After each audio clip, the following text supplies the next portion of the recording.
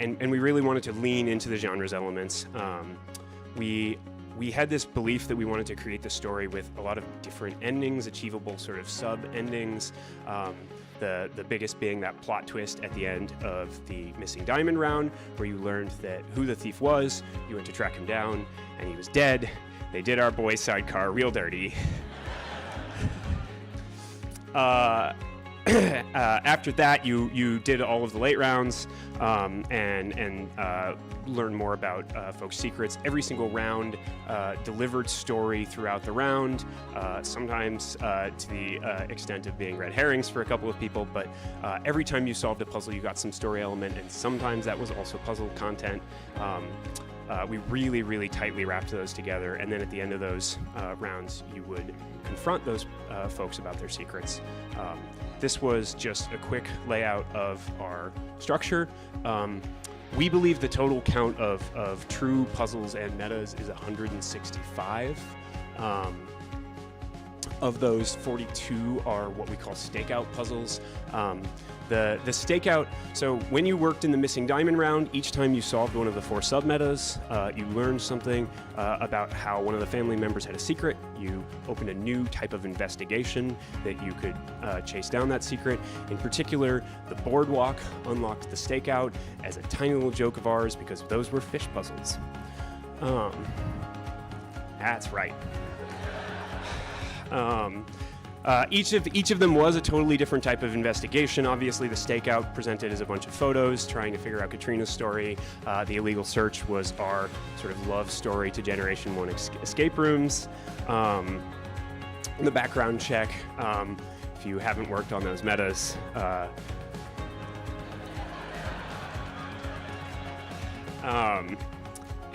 if you have worked on those metas, you could talk to Grant.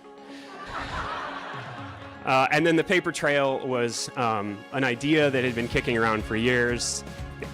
The paper trail was an idea that had been kicking around for years. Also sort of Grant's fault, because years ago he told me he wanted a round that could not be represented as a DAG because he thought it would mess with people's hunt management software. So we delivered. And so then after you finished the Missing Diamond and did the thief, you also got the murder in Metropolis. Just showing you this graph probably is a very different view of how you guys took it on this weekend. One of the original conversations we had when we were designing this was about sort of open world games as a way of letting teams of different sizes achieve different goals. A lot of teams only get through that sort of first round. We totally understand that. And so early on there was this talk of what if we let teams get through sort of like, think about Zelda, like you do the intro world and then you can do all the side quests, or maybe you just go and fight Ganon. That it didn't really work out that way necessarily. I know for a lot of you probably that was just another investigation to go through, but that was sort of our central through line that we considered. My expectation going into this weekend, which proved to be entirely false, was that for every team, the murder would be the last one they solved. That just didn't work that way. Everyone took a totally different approach, and that was great. And then after you did all of these investigations, each of them gave you a different ending, but once you got all of them, you got sort of our true ending, which was the end game, and I think we've got some videos of Cardinality doing that later. Yeah, good luck, guys. You were not our worst.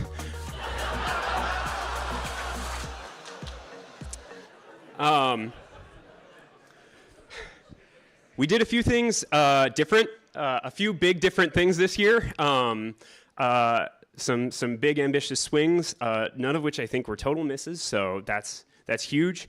The first of those was really returning to an in-person focus.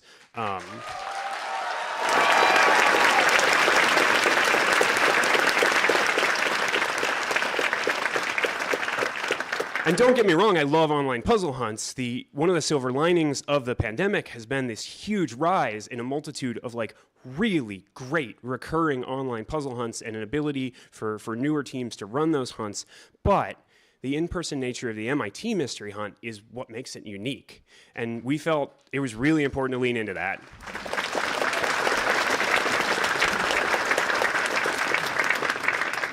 So we decided that early on we would make this as much of an in-person experience as we could manage, and do things that just aren't possible when that's not available to you. We made some decisions that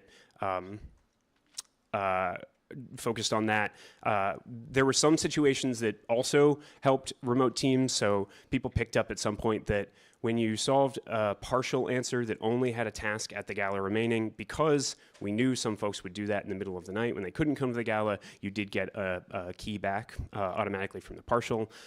If there was any puzzle content remaining, you didn't get a key back because you haven't solved the puzzle. All right, another big swing was the gala and having an open HQ.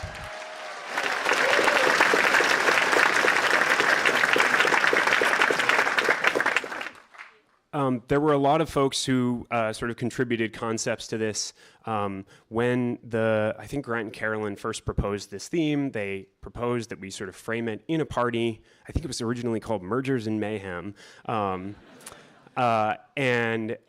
We said, oh, a party, that's really interesting, and started talking about things that we loved from last year. And two things that struck us were, one, that TTBNL was really pretty gracious about like letting people visit their HQ without scheduling on the drop of a hat. And then the other was that we kept running into other puzzlers in the Marriott lobby, and it was awesome. And so we said, what if we turn the gala into that? And so we opened up our HQ. We did have a back room that was our second HQ, but all weekend, many of our team members were just hanging out there, looking to meet with you, giving you excuses to meet with us, doing those interactions in person, and we built out from that. We also turned it into a giant immersive theater thing. And again, that's because that's what we are, that's what we're passionate about. What I will say, lessons learned from this, the immersive theater aspect of that was a lot to staff. We had a ton of fun with it. I hope other folks find their balance. You may not want to build out something as big as the gala, but for future running teams, having an open HQ where people can come and visit you is the greatest thing ever.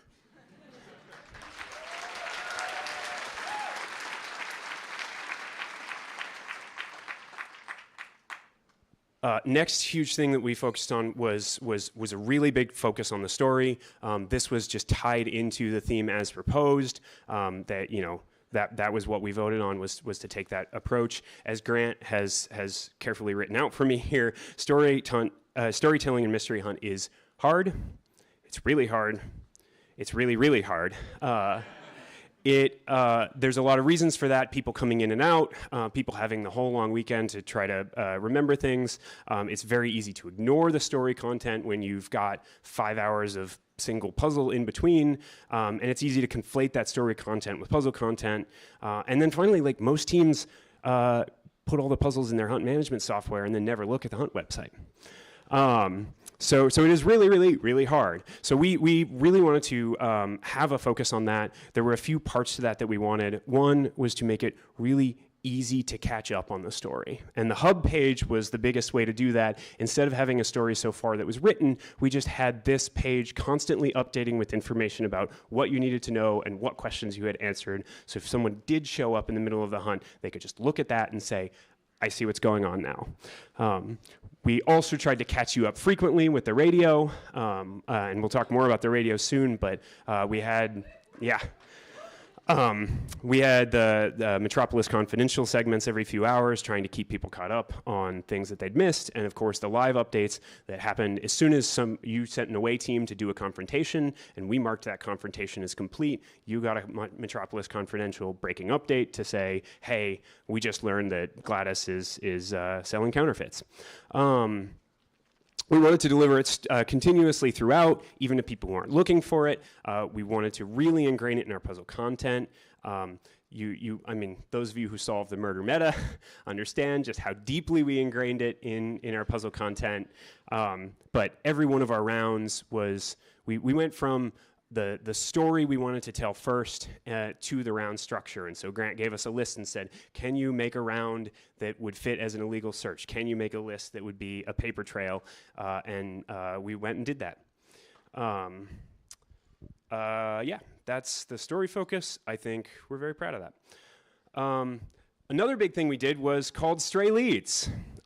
We learned this from the 2022 and 2024 hunts because they released the scavenger hunts sort of early to teams so that you could work on them outside of regular timing. We learned in 2018 that when people unlock the scavenger hunt in the middle of the night, they're very upset with you. And so the idea here was that we could release something before the round that it belonged to.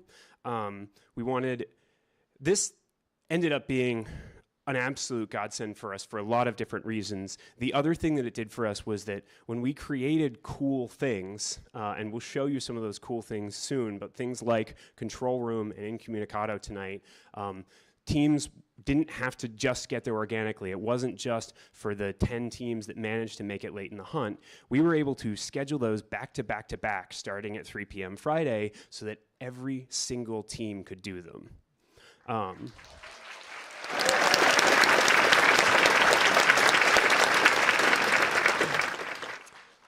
The Stray Leads also let us do some cool things like for teams that reached out to us and said, hey, we're not seeming to get that far, but we really just want to do text adventures. We could just unlock the text adventures for them.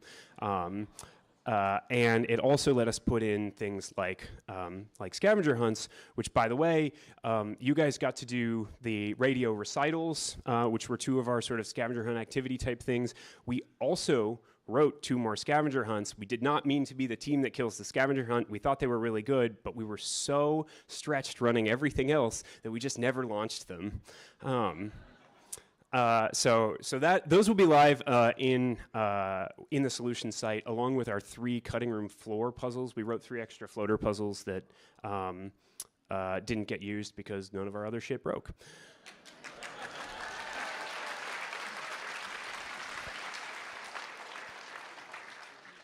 And then the last. I hope Dan has a lot of things to say about this. Was the decision to use Choose Your Own Adventure. You know what? Speaking of Dan, by the way, if you guys didn't look super closely at the credit slide, his name is up there. This was really came about in part because of that conversation about a structure that could be more open world style, letting people go towards one ending if they wanted to. It came about in part because a lot of folks seem to really like the idea of strategizing around how you navigate the hunt, and so we wanted to give some opportunities for that. It also felt really thematically motivated, sort of going around a lot of different leads. A noir story is inherently very confusing, a lot of things happening simultaneously, and so we decided to go down that approach. We wrote a white paper at some point during the year, a 9-page white paper entitled Choose Your Own Adventure and Why We're Fool Enough to Try It Again. We gave you keys for unlocks to help keep what was even beam with, clues to be converted to more keys or used as free answers as another sort of thing you could strategize on. This was designed to help a lot of different styles of teams. We've heard from small teams who hate being overwhelmed by free unlocks, or as Sarah described it, like at some point the pity unlocks just made me start to cry. So we wanted people to have that choice. If you needed greater beam width, you could use that. If you just preferred to use them as free answers, you could. And then we didn't want to have this sort of structural advantage where the better teams just got more and more beam width. So all of those were released on basically a time basis via events or the things released in Stray Leads. And then finally, why we're fool enough to try it again, we wanted to make sure it was an informed choice. One of the biggest pitfalls of Choose Your Own Adventure or getting to make these choices is that if you feel like you've made the wrong choice after the fact, like there's no agency there. It's like I picked one of the other. So we wanted to make it as informed as we could by giving you the titles and as non-spoilery a summary as we could. Obviously, sometimes there was still a surprise in there when you unlocked the one that said it was about chessboards and it was actually fucking math. And then by doing it on an individual level instead of a round level, each choice was sort of a smaller choice, so there was no, if you felt like you'd made the wrong choice, it wasn't this huge, like this is going to screw us for the rest of the game. Lots and lots of opportunities for strategy there. Next, I'm going to talk about radios.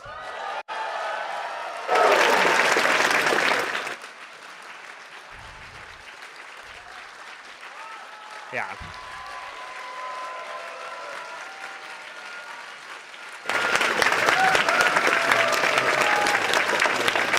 Our tech team is stellar. And they're stellar enough that we could have several of them devote their lives full-time to making radios this year and have a Hunt website that just fucking worked.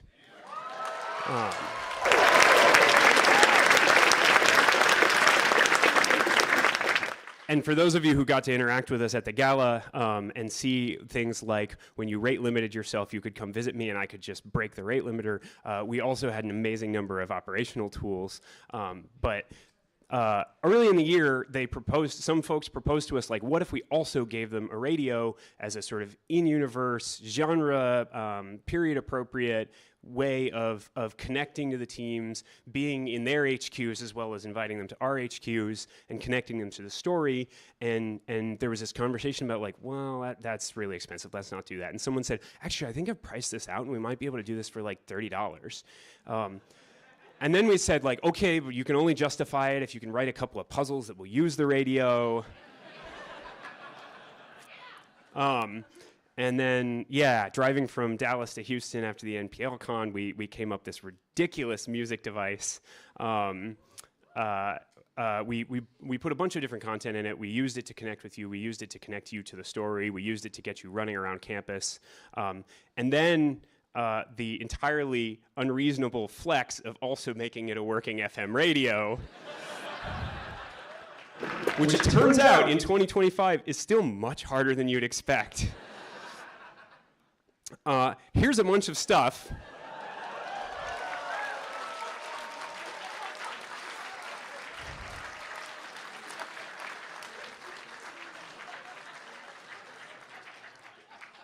This is a bunch of stuff that our tech team wanted me to show you. I have no idea what it is. I think I know what the battery charger is. That's the one that makes the magic smoke.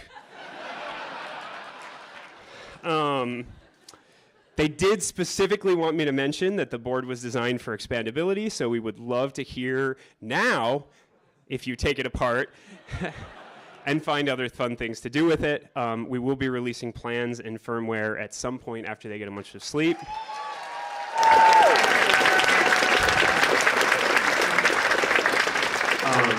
If you do want to start asking a bunch of questions about the radio, Evan and Steve and Sarah and Arcturus can answer those. Just come find them after. There was a lot going on. In addition to the primary board, the radio had dozens of other parts. Once again, this was in July when we came to the radio team and said, hey, we also want a magnet sensor. Can we have that in a different place than a light sensor that we also want to add? Also, can you reinforce it so we can have people bang on it?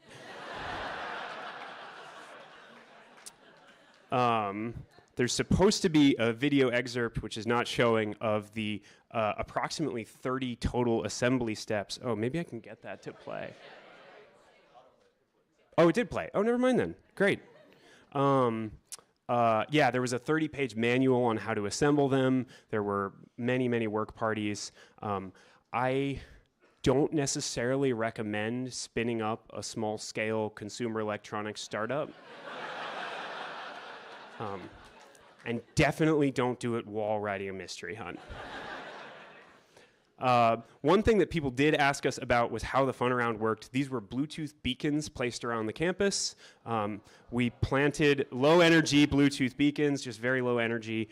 We planted them around the campus 2 or 3 weeks ago, extremely well hidden. And the ones that we couldn't hide were actually in the paw prints. That's why we 3D printed those.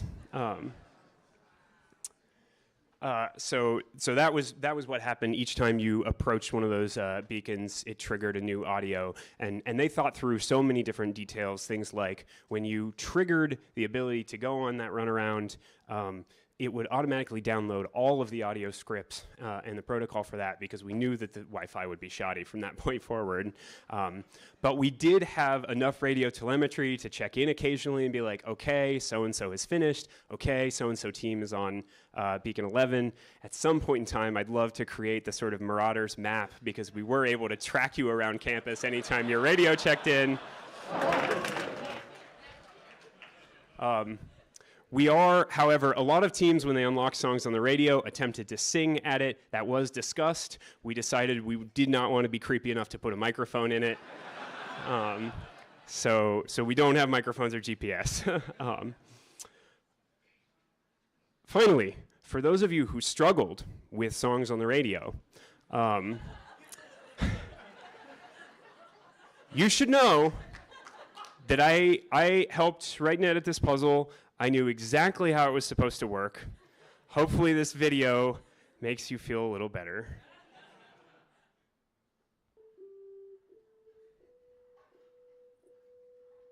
Are the first 4 notes the same?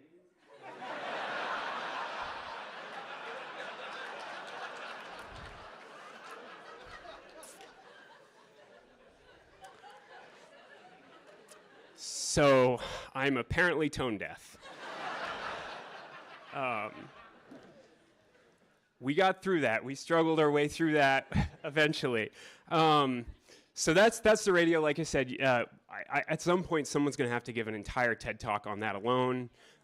Evan will give his TED Talk on that. I will give my TED Talk on Choose Your Own Adventure, and then we'll see who's more popular. Next, I'm going to talk about events very briefly. Obviously, the events were your primary way of getting clues or expanded keys. We had 4 of them over the weekend. They were great. The first of them, I know, turned out a little bit harder than we intended. We tested it internally as a team back in October. We did expand the count a little bit because there were more of you. It also turns out it's a lot easier when you're all on the same team and know and like each other. So that first event turned out a little harder than intended, but I think it was really still cool, and it was the most puzzly of them. That was the making contact with an informant, linking chains of words or in phrases together. Each of them was a subtle reference to a NATO letter. The second event was tailing a lead, which was just our excuse to get you walking around looking silly. The third event was navigating high society, our sort of bulls and cows games with drinks. And then finally, what was the name of the fourth one? I forget what we named it. Seeing the big picture, that's right. Assembling stories of crime scenes. And then we really wanted that one in particular to be a team effort. And we'd hoped, and it turned out to be the case, that with navigating high society, it really worked out to be a team effort as well. Again, one of the most magical things about Mystery Hunt to us is interacting with other teams, interacting with other people, meeting new people. So we try to achieve that through the events. Now we get to some of the really fun stuff.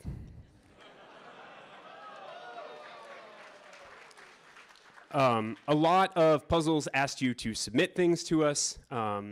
In particular, the copy pasta puzzle, which was another. Yeah.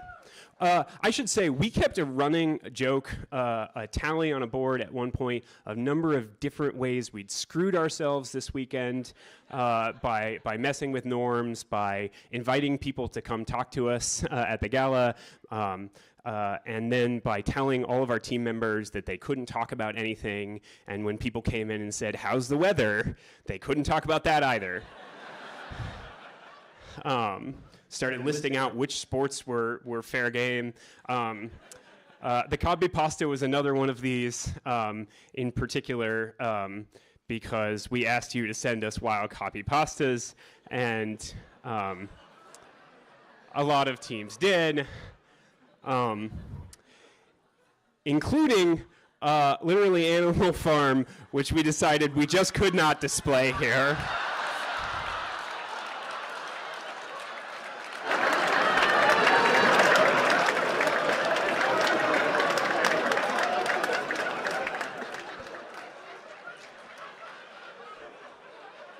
You nasty, nasty dogs. We also discovered in test solving that if you didn't quite know what was going on and you were missing a letter, you could really accidentally get the phrase "send nudes."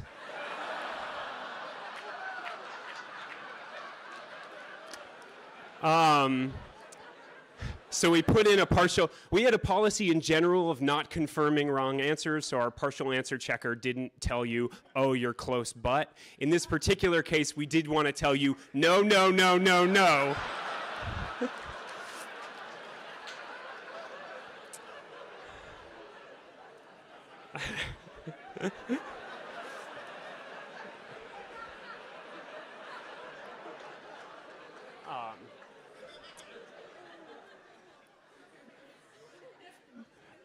For the puzzle, he shouldn't have eaten the apple, which was about Adam ruins everything. We asked you to ruin things for us, which a lot of folks sent us different ruinings. This one was also great because Adam Conover agreed to do sort of a stunt for us and recorded the answer. So if you did ruin something for us, this was part of the reason we asked you to format your submissions so carefully, was because they went into a particular queue, and when we marked that ticket close, it automatically triggered, giving you his audio, which did go out over the radio if you were listening. And so he read out the answer for you. We did get another ruining that probably should have happened a year ago.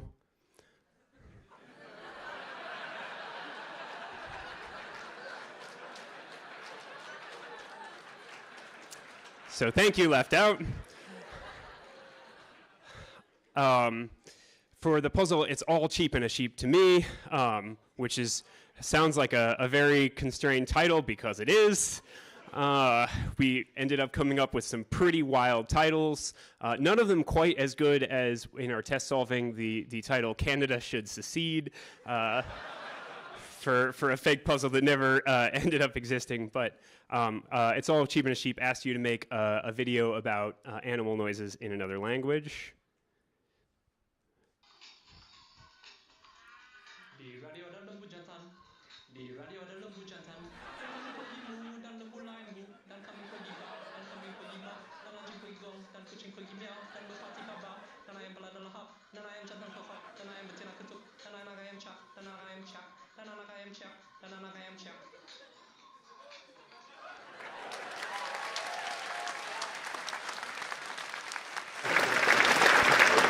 So thank you, Rage, for that one. A lot of them were really, really good. Maybe at some point we'll be able to fully scrape. We also got a lot of recorded statements for, I only know its code name. What's the real name of Infatuated Copper? Tunnels Beneath the Institute, yes. We got a lot of recorded statements for that. Some of them were also really, really good, but this is not an audio medium. Next I'm going to talk about some of our various installation activity puzzles that many of you got to see over the course of the weekend. In a general sense, some of those were our bar interactions. We really leaned into those bar interactions as part of physical and in-person puzzles.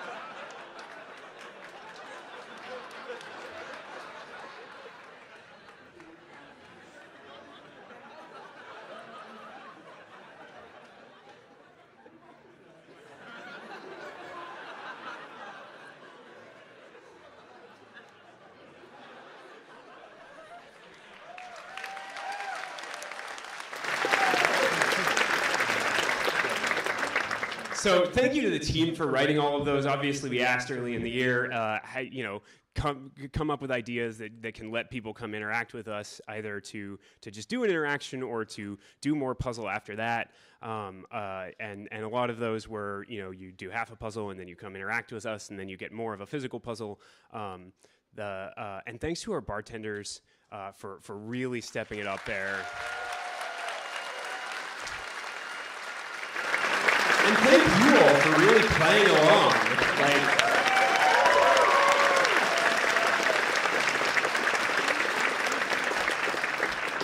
At one point during the weekend, we had to take our ticketing queue down for 5 or 10 minutes in order to do an upgrade.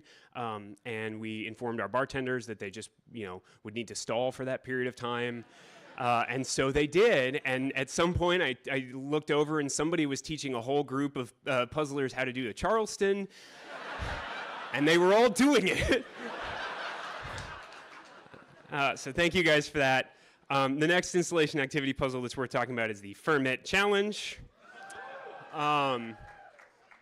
This was our estimation pub quiz game, which was initially designed to be slotted way in sort of a late round, as we'll come visit teams' HQs and we'll run it in your HQ. And then we tested it with our team and everybody was like, this is too fun. We have to make sure every team sees this. And so then it became a pub quiz game running on the hour that a lot of people came and enjoyed. A little bit of, as we referred to it, mind and hand waving. The Fermit Challenge asked you to estimate things, and based on how you performed, your team got data back, which were fuzzed images that were more fuzzed the worse you did.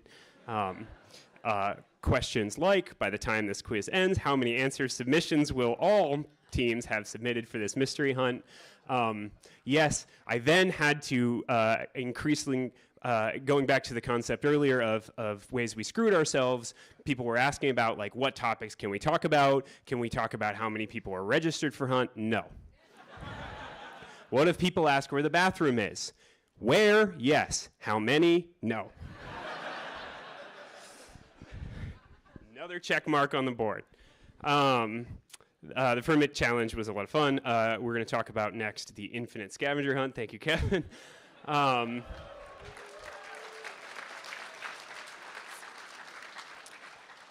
I cannot tell you how pleased he was with himself when he informed me that the page said Infinite Scavenger Hunt and the I was capitalized. So you had approximately one infinite amount of time to complete the scavenger hunt, and we've got some videos of people doing so. Yeah, socks, shoes, you have it. Good.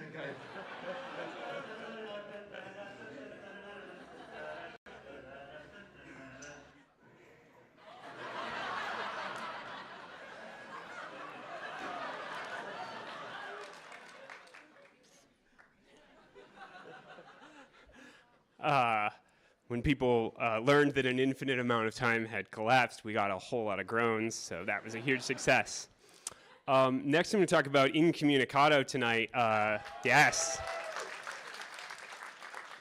Steve built these incredible things, and then we informed him that in order to get everybody through it, he would have to build a second one, and so he did. And then it just sort of, again, us screwing ourselves, built upon itself, where Steve was like, I want to do this game, and I want to have them, because it's a switchboard game, I want them to go to the bar first and not be able to make a call. So could we do a little fake phone thing? And then Sarah was like, yeah, I'll totally build this up. Do you want me to wire it up such that they can actually get the answer delivered through the phone? Yeah, great. Okay, let's do that. And then I said, like, okay, well, if we're going to have that, I really want to make a bunch of Moe's Taverns jokes, so can you make it so that the phone rings? And they said, yeah, sure, why not?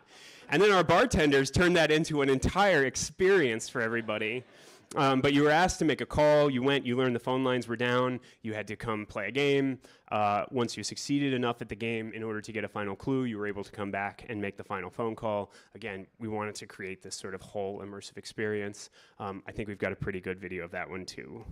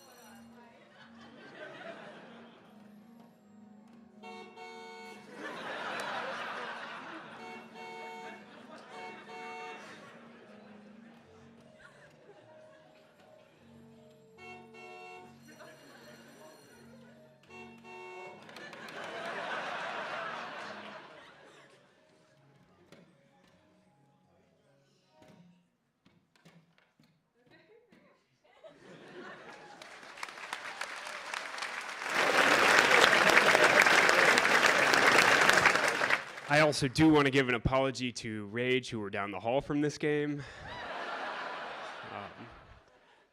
Sorry. And then I think this is our final one, control room.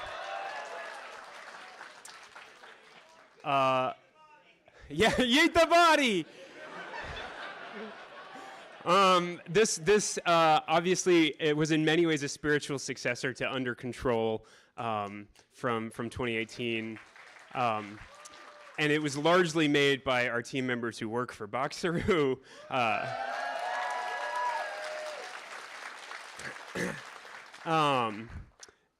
So they came to us early in the year and they said, we want there to be an escape room and mystery hunt. And we were like, that's great, without realizing that throughout the year there would be all these conversations. So-and-so is working on the escape room puzzle. Oh, you mean the meta? No, the unhinged one.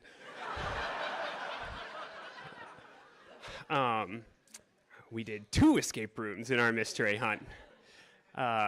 So here's some video from that. I hope Dancast is watching.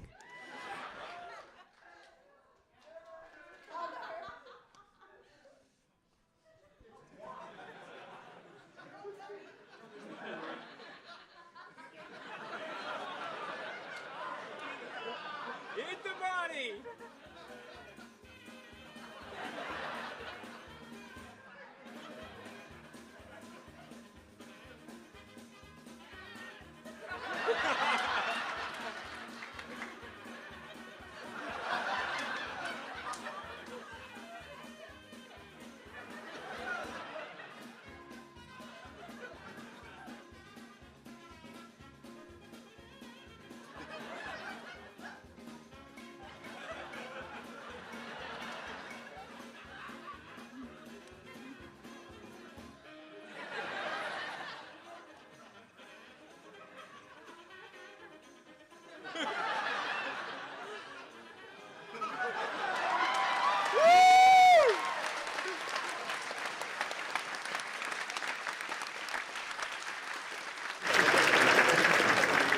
So thank you again to the folks who made that. Thank you for all of you with engaging with that. I will also say once again, when they told us that they wanted to do this, we said, okay, but now you have to make 2, and they did.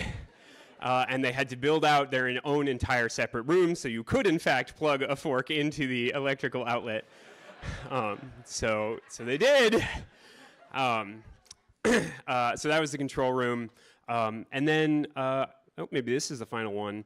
Like I said, when you finally got to the end game, you got to the vault. You had to open the vault, which you were informed was locked based on sound. There was a high-tech sound-based lock that Sidecar had installed, and no one else knew how to unlock it. But good thing Sidecar had left all of these objects lying around the room.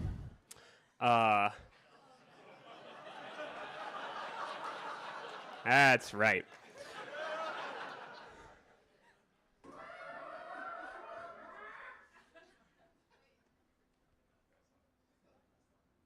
Oh, that might be somebody else, actually.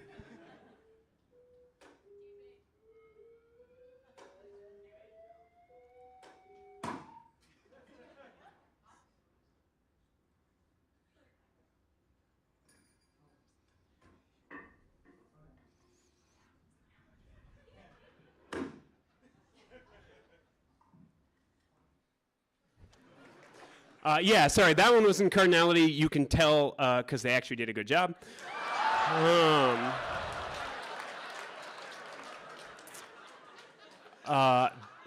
This one might be, now my videos are mixed up, so we'll see who it is.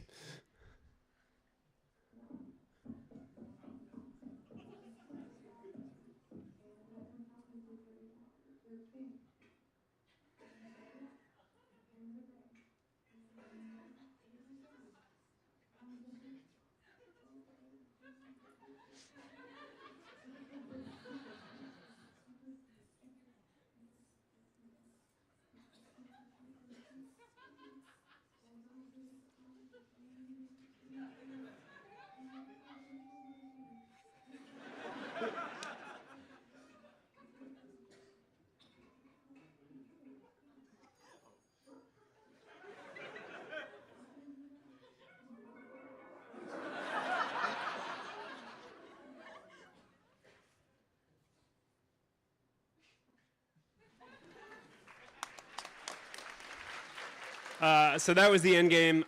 It did require you to use each of the items that you had gotten from each of the interactions. So at each of the confrontations, you would have confronted one of the family members or one of the suspects and said, "Hey, I know your secret," and then they basically bribed you to keep it a secret with a whistle or a deck of cards or whatever else. And so when a dot appeared on the screen, that was like a critically important element that you had to get right in the Foley game using one of those objects, where one of the objects, of course, was playing music on the radio.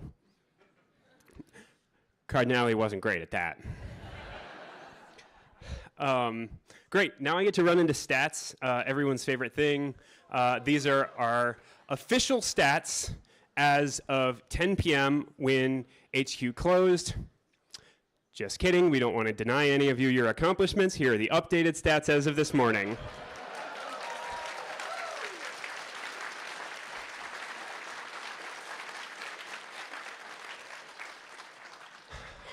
A lot of teams, and we're really grateful for that. A lot of mystery hunters.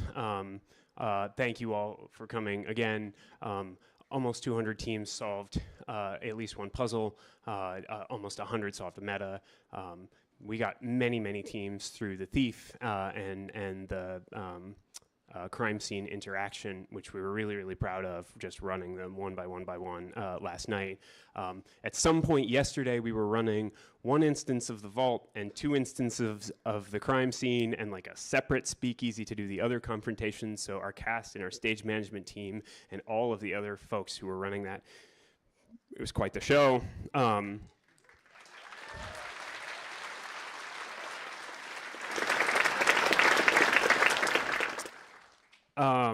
And then, of course, 34 teams managed to finish at least one of the late round super metas. As of 10 p.m. last night, it was a nail biter. 7 teams had finished all of their metas, had finished the hunt. Cardinality first, Providence a little ways after. From that point forward, we were really aggressively trying to hint people and help them. So we don't have a particularly ordered list from there, but there were 7 teams that had finished by 10 p.m., including, was it 13 seconds before TSBI called in their last answer? I think someone asked on one of the Discords, like, does that count? We didn't do the interaction. Yes, you finished the hunt. You did call them. Excellent. And then by this morning, several more teams had finished the hunt, which is really fantastic. We gave a whole lot of hints, as you'll notice.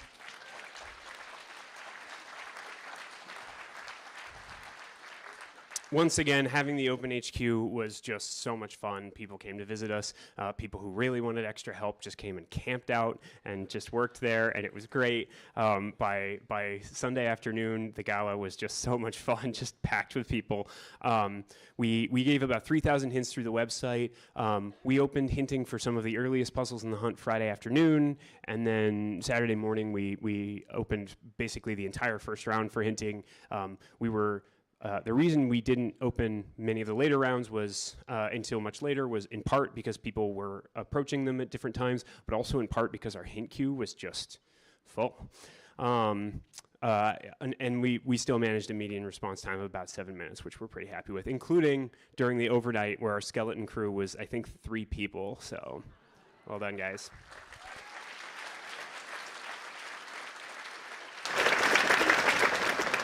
Our most solved puzzle was XOXO. That was flipping with shrinkage for a long time, but we, settled that as of 10 p.m. Our shortest solved time for engagements in other crimes. A lot of people speculated early on whether the invite was a puzzle. Yes, it was. We were really thrilled to be able to have a sort of stunt puzzle that we could send out ahead of the hunt, and we were really thrilled to see if anyone solved it ahead of the hunt. We didn't put out an answer checker in advance, so we had no way of knowing if anyone had done it until these guys called it in 4 seconds. The shortest solve time that we know of that is probably not a back solve was Frumius getting the under Blacklight Center is in plain sight in 2 minutes and 21. Do we have a stat on the center is in plain sight step 1? Okay, yeah. So the fastest solve on the main center is in plain sight was 16 minutes. Somebody did manage to cheese the puzzle, whose answer was cheese. Where's October? Is he around? Yeah. If you want to talk to the author of that monstrosity, and we're really, really grateful. He proposed this ridiculous idea of a puzzle that you could skip if you did figure it out. And then we went to him and said, what if we did it to them twice? So our trolliest puzzles all ended up in the illegal search because we wanted to do it twice. The longest solve on the center is in plain sight, at least the last time I checked, was like 8 hours. So we're really, really sorry. The longest solve on anything was Team Unknown getting press play. The team that bought the most answers was literally Animal Farm. At some point, we became fairly generous for anyone who asked to have extra keys or clues to buy answers, and some people asked. The most frequent wrong answers were just Flamingo on Check These Words Out, and Gosling and Ryan Gosling. People figured out forename Ryan, did not figure out the last step. Other common wrong answers. Our favorite attempted erratum, we got a lot of requests like, we think you got this puzzle about brass rats wrong. You were getting move bezels up TGR. Did you guys fuck something up? No, we did not. You just haven't graduated yet. And then, of course, race sidecar was a very popular one because we had you read that answer backwards. For anyone who didn't pick up on it, we had I don't remember the exact wording we used, but the last clue that you got when you did that runaround asked you to go back and look back on your steps specifically.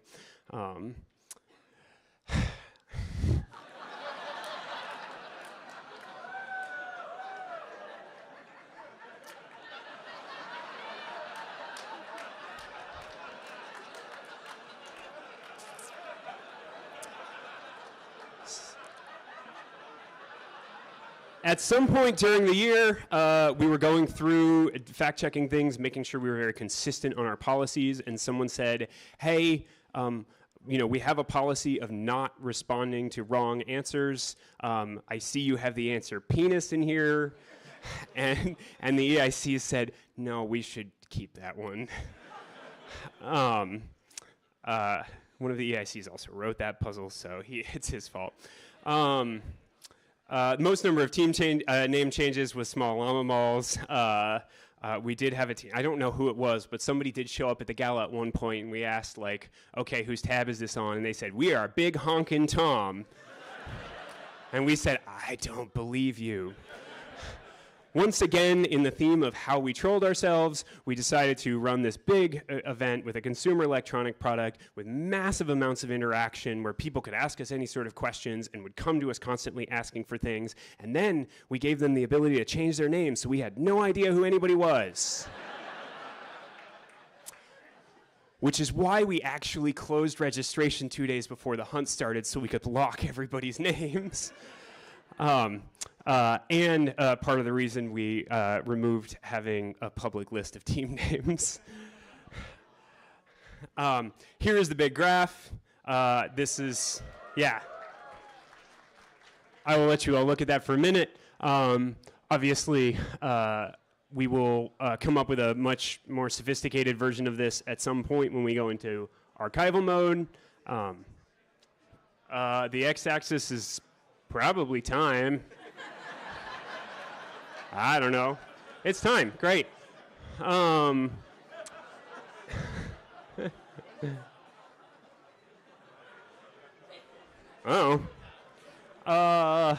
We'll get you some more detailed versions of this later, but we thought you might want to see this now. Obviously, there are a whole lot of teams, so it's hard to break down in much detail. We're almost done. I wanted to do a couple more things. One, Cardinelli, if you're willing to just stand and face the crowd and wave for a minute, I wanted to give you guys a big congrats.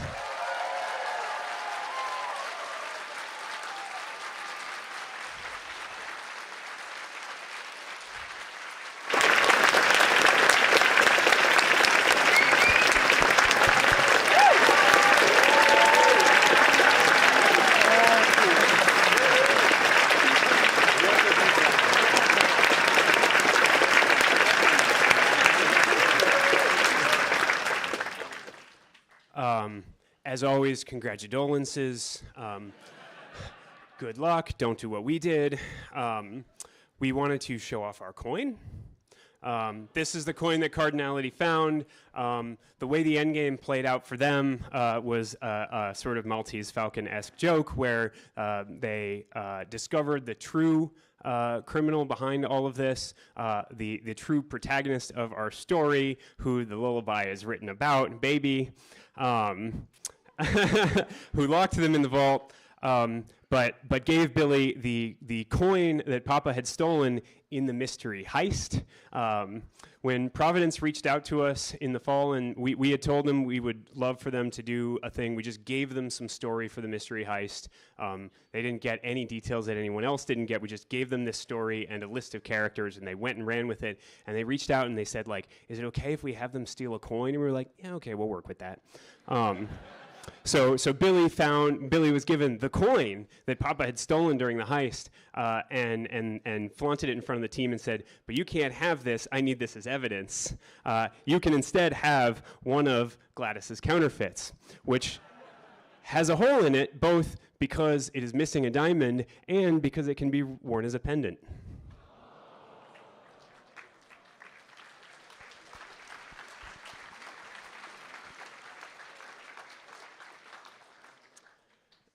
So that's all the major stuff. I'm going to, let's see, we're going to have a whole bunch of things happen here in a second. We are doing sales of t-shirts and postcards for anyone who wants them. We also have a corner of stuff that's free if you want it, some leftover physical puzzles, some t-shirts from previous years that are still left over. That's all going to run over here. It is cash only. We're not doing an online web store because we do not want to run another business. We're going to play you out with our own personal jazz rendition of Closing Time, which was made for our bar. I also want to give, yeah, good. All right, we got the plane is taking off. Give a huge congrats to our tech team because solutions are live now.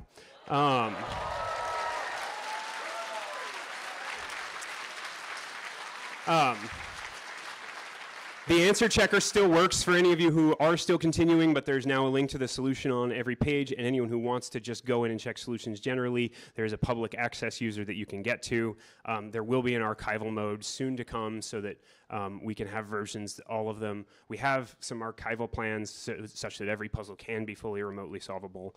That is soon TM, as soon as we get just a little bit of rest. So that's it. Thank you all for coming.